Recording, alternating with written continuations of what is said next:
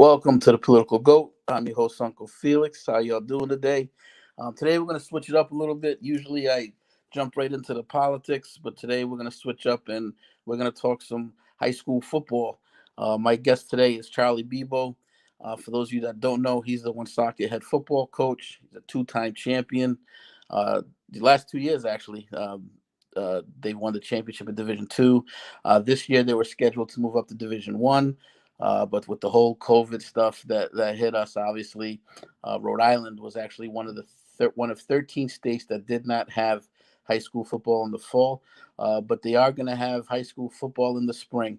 The season, I believe, is slated to start in March 26th, I believe. I know they've already started practice. My kids who play for Hendricken, they've already been at practice even today in this freezing weather. They came back. They were ice cold. But the good news is that we are going to have football. There were two teams though that decided not to have their season, and my guest today is actually one of the coaches that decided not to have that season.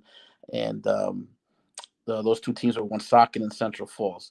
But without further ado, I'm going to bring on Charlie Bibeault onto the show, and he can explain to us his reason behind the decision. Give me a moment.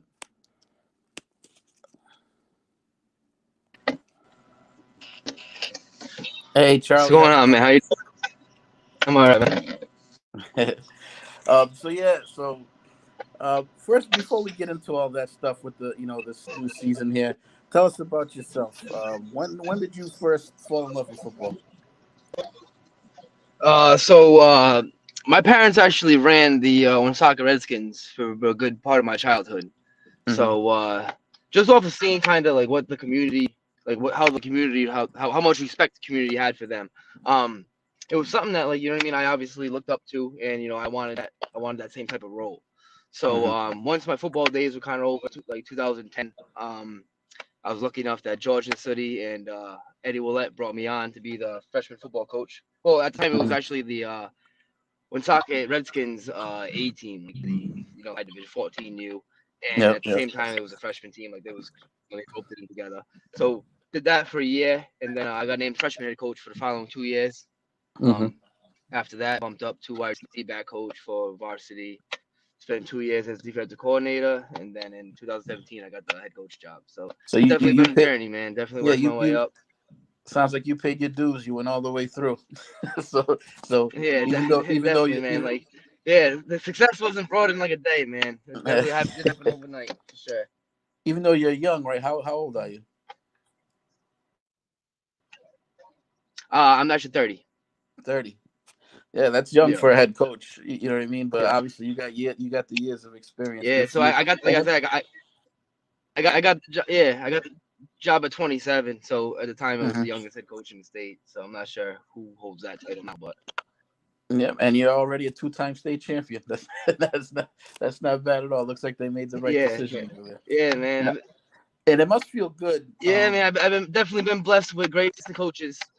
And it must be extra special that it's in your hometown, right? Yeah, definitely. And like pretty much every coach on our staff is from Woonsocket, graduated Woonsocket, played at Woonsocket. So now, you guys had a former New England Patriot on the staff. Is he still there? Yeah. No, Patrick Pass had just left. He was gonna be leaving this year. He took the head coach job at the Mass Pirates, the arena team.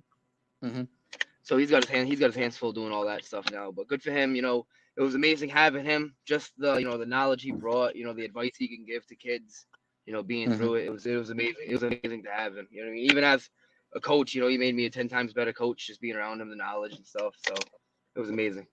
Yeah, I'm sure that must have been fun for the kids to have a Patriot. Yeah, definitely. Yeah. So, two-time champion, Division II. This year, you guys were scheduled to get bumped up to Division I. Obviously, with the whole COVID thing, that's knocked everything out of whack. Yeah. Were you looking forward to compete in Division I? How do you think you guys would have done? Yeah, absolutely. My first year as head coach, we were still in Division I. And we were actually one game. It came down to our last game against South Kingston. And if we won that game, we would have been in the playoffs. And that was something Woonsocket hadn't done in even since I've been born. I don't think, you know what I mean. Hmm. So it was definitely a challenge for us. You know what I mean. We wanted to get there. We want to play with the best in the state, and obviously, we didn't ask for anybody to drop us to Division II. You know what I mean. The cards just fell where they fell. You know what I mean. And we just roped off 2 great years. We've been blessed with great assistant coaches, great players. They make me look good. You know what I mean.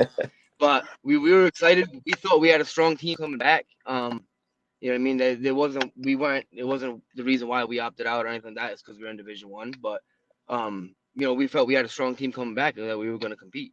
And Hmm. we're still looking forward to.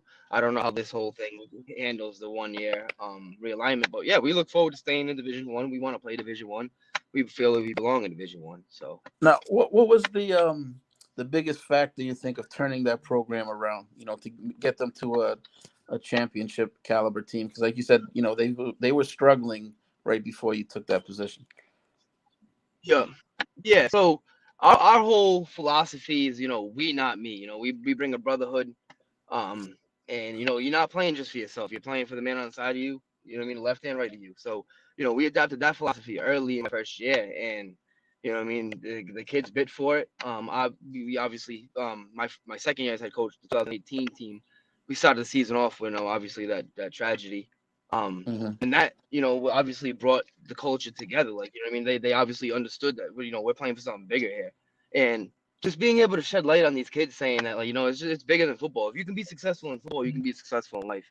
And I feel like in Woonsocket, being in the city, kids never really had that hard structure on them.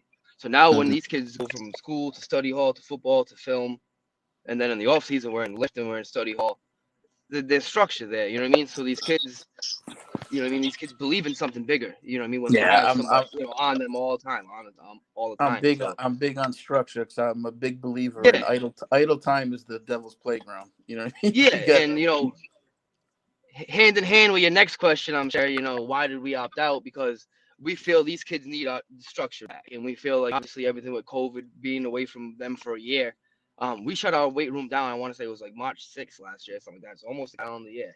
And we had no contact during summer, no contact during fall. So we want to get the structure back. And we want to make sure these kids are, physically fit to play football, academically fit to play football, mentally fit to play football, and then obviously COVID safe and stuff like that. Hmm. But there was just a lot of things that went into that decision. But we felt that structure was the number one. We want to get these kids back to structure, and we've been a top 3 academic team in the last 3 years. Oh wow. And it's when you hear that from Woonsocket, like that's Yeah, impressive. And yeah. That I that hang that.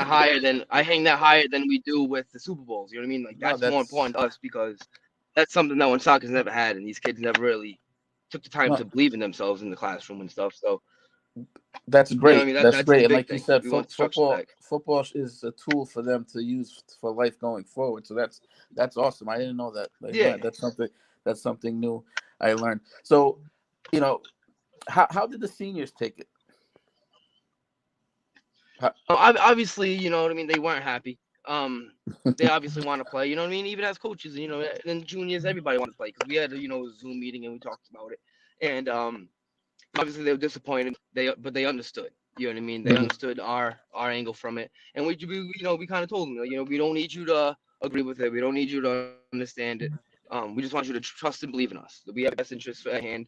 Um, and a lot of them were adamant about still running the weight room when we get back to being able to lift and stuff again. So that was a big weight off our shoulders. Knowing that they wanted to stay committed, they wanted to lead, they wanted to pass the torch to the next guys. That was a weight off our shoulders because obviously the hardest part of that decision was you want to give the seniors one last ride. Yeah, And yeah. our senior class had just been underclassmen for 2 Super Bowls, so it was finally their time to carry the torch. So it definitely wasn't an easy decision. You know what I mean?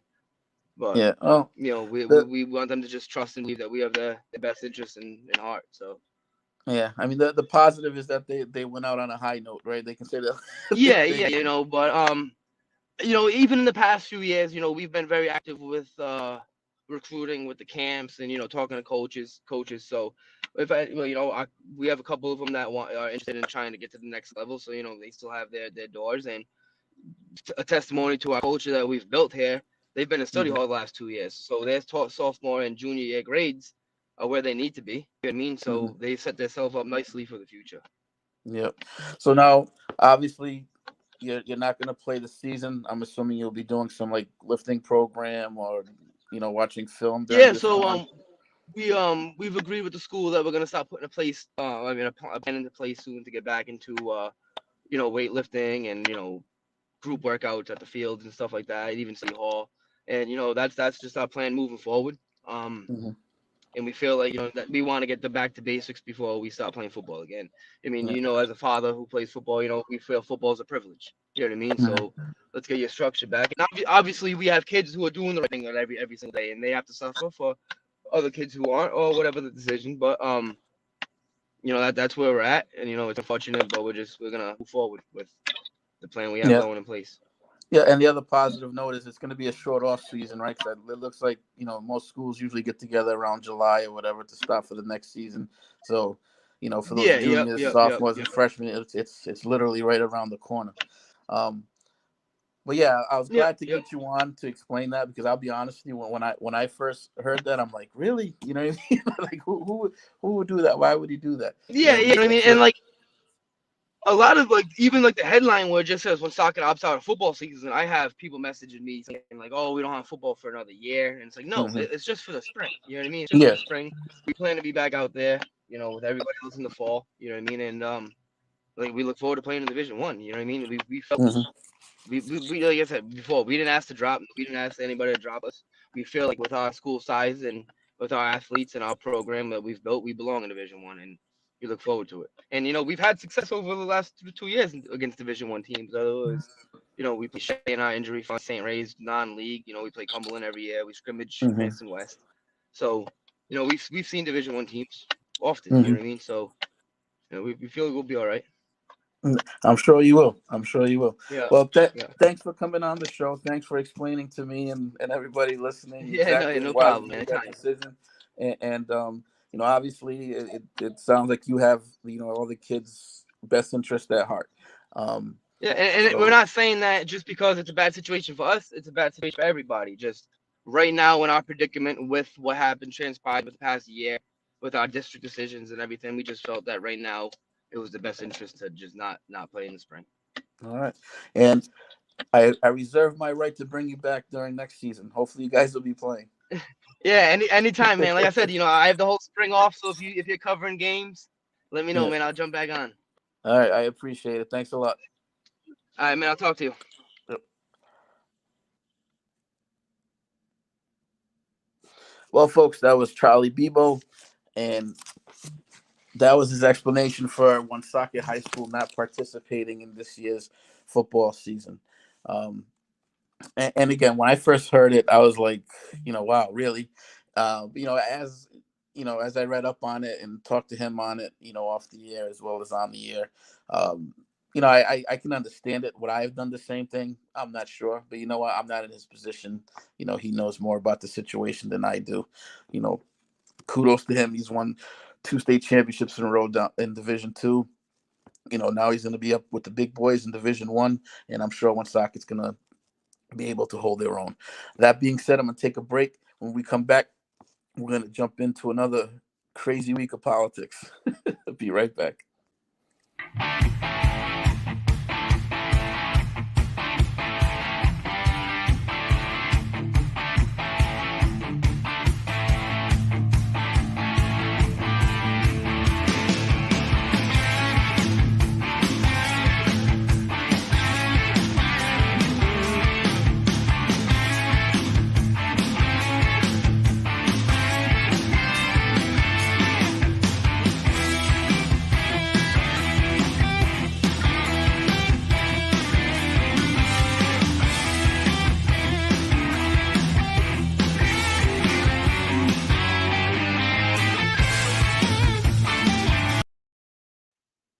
And we're back. Well, folks, again, the world of politics doesn't disappoint. You cannot run out of topics to touch on when you're doing a show like this. I mean, the pure insanity. But I got a few stories that I definitely do want to cover. And the first thing we're going to talk about is cancel culture.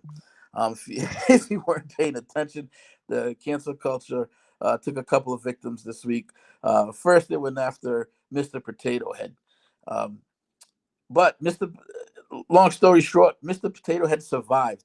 At, at first Hasbro announced that they were gonna eliminate the Mr. from Mr. Potato Head, and he would just be called Potato Head. They're trying to be PC. They're trying to make the toy all inclusive. Again, it's just more nonsense. It's the left's war on masculinity, in my opinion, and just on American culture. I mean, Mr. Potato Head is an iconic toy. I believe he had the first commercial for a toy in America, as a matter of fact. I mean, I don't think there's anybody out there who's played with Mr. Potato Head who is now worse off for doing so. But it seemed like after all the backlash that Hasbro received, they did announce that Mr. Potato Head is back. The Mister is will be in front of the Potato Head, and nothing to worry about, folks. All is good in the world of Mr. Potato Head. Next, the cancel culture has gone after Dr. Seuss. Um, Now it's ironic because if you know, today is actually Dr. Seuss's birthday, and today's also Read Across America Day. Um, and it's actually in honor of Dr. Seuss, which is why they chose his birthday to do it on. Dr. Seuss is a part of everybody's childhood growing up. You I know when my kids were born, I brought them some Dr. Seuss books. You read to them. It's fun. It teaches them how to read. But somewhere along the line, the left has gotten offended by Dr. Seuss. They feel that he's he's racist. His books are racist. I mean, it's total nonsense. Unfortunately, the president is playing along now. He went and eliminated all references to Dr. Seuss in his address today about Read Across America Day, which is again nonsense since the day is scheduled on his birthday to honor Dr. Seuss. I mean, this is how silly it is. Hopefully, people will come to their senses. But the silent majority really needs to make a stand against this cancel culture. It's funny. I laugh about it, um, but it's not funny at the same time. You know what I mean? It's a war against our values in this country and our culture in this country, and the left has gone insane, insane. Um, Speaking of insane, another guy that's made the news, not for the right reasons, is Mr. Cuomo. Andrew Cuomo, governor of New York, finds himself in more hot water. Last week he was in hot water, obviously because they were dealing with the issues of the COVID and how he falsified data or left out data, and he made the decision to send COVID-19 positive patients into the nursing homes, which resulted into thousands of needless deaths, basically based on his, poor decision making. And so he was rightfully catching heat about that. Now he's catching heat. 3 women have come forward, and they're accusing him of sexual harassment. Now, I played a video that everybody was teasing him about, of him. Talking to a reporter and asking if she's going to eat quote unquote the whole sausage. It was more silly than anything. Is it sexual harassment? Meh, you know, maybe. Um, I think we go overboard sometimes with this stuff. There's something called flirting too. You know what I mean? Just because you reject somebody's flirting doesn't mean it's sexual harassment. You know what I mean? I think for it to be sexual harassment, if let's say he said something like that and she made it known that she was uncomfortable, and then he continued or persisted, then that then I could see the case for sexual harassment. But the guy's making a silly joke, she seemed to be laughing and going along with it, so why not? But again, I think we've gotten way too uptight with all this, Me Too movement and things like that, and it's just it's nonsense. And I think it takes away from the focus that should be on his handling of COVID-19. That's what I want this guy to go down for. Um, not for this, this other stuff, which just seems petty so far. I really haven't heard what the other ladies are claiming, but if it's anything like the eat the whole sausage thing, um, not to poo-poo it away, but it's not as big of an issue of sending COVID-19 patients to nursing homes when you damn well knew. Um, the elderly were amongst the most vulnerable people in the population in regards to COVID-19. That is something he needs to answer for. You know what I mean? That's what I want to see him answer for, not this eat the whole sausage stuff. It's just silly. Again, silly, just like the whole cancel culture thing. I mean, it's insane. And hopping back onto the cancel culture, have you ever, I saw this meme today, and great point. Name one time in human history when the group fighting to ban books and censor speech was the good guys. You know what I mean? You can't think of any time in history, uh, when banning books is good. Again, if you don't like the book, don't read it. Don't buy it for your kids. But why? Again, the left's need to destroy things um, is chaotic, and there's such a double standard on it. You know what I mean? Like I saw a Cadbury commercial. Okay, um, and for those of Cadbury, they make those eggs. I think they're delicious. You know what I mean? The chocolate eggs with the gooey inside. I think they're awesome. They have a commercial of two gay men sharing one, and they're kissing there, and you know what that insinuates, the whole thing with the gooey stuff in between their lips. I mean, let's not kid ourselves. But you know what? That's not being canceled. You know what? And should it be? I really don't want my kids watching that commercial. Well, my kids are older now, but if my kids were younger and more impressionable, I wouldn't want them seeing that commercial out there. Would I say go ahead and cancel it? You know what? Turn the channel, whatever. This whole censorship thing, we need to put this behind us. It's no good. It's no good for our country. Again, this is the United States of America, freedom of speech, and that's freedom for all speech, even if you disagree with it. And that's something we need to fight for. We need to get back in this country, and we need to cancel the cancel culture. You know what I mean? Uh, well, moving on. The other topic I wanted to cover today is Joe Biden. And, I mean, this guy is an absolute mess, and right now he's a mess in regards to the southern border crisis. If you're not paying attention to that, I mean, there's been a huge surge at the border. And the reason for the huge surge is because, the idiot that we have at 1600 Pennsylvania Avenue has announced, he announced, earlier on, like this first day, that, he was going to stop construction of the wall. Um, so ever since then, people are, making their way towards the border, because he's also made it known, that he's considering amnesty. So of course you're going to get people rushing the border, because now they have the mindset, if I get in, I have a chance at amnesty, and that's why we're seeing the huge surge of numbers. It's not a coincidence. You know what I mean? This is the message being sent to them, so this is why they're on their way. I mean, can you blame them?